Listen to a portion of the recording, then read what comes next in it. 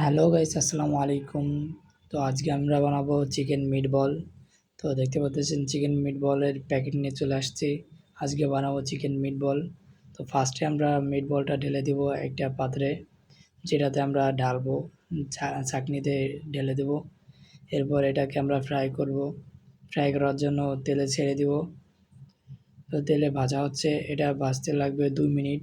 আমরা 2 মিনিট এভাবে রেখে দিব।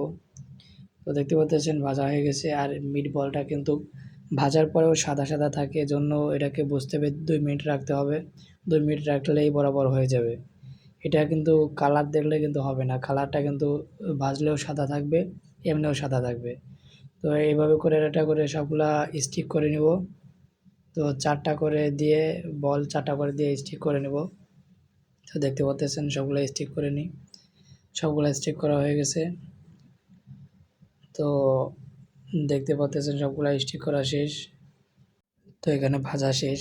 ভিডিওটা কেমন লাগলো অবশ্যই জানাবেন, আর লাইক কমেন্ট শেয়ার অবশ্যই করে দিবেন।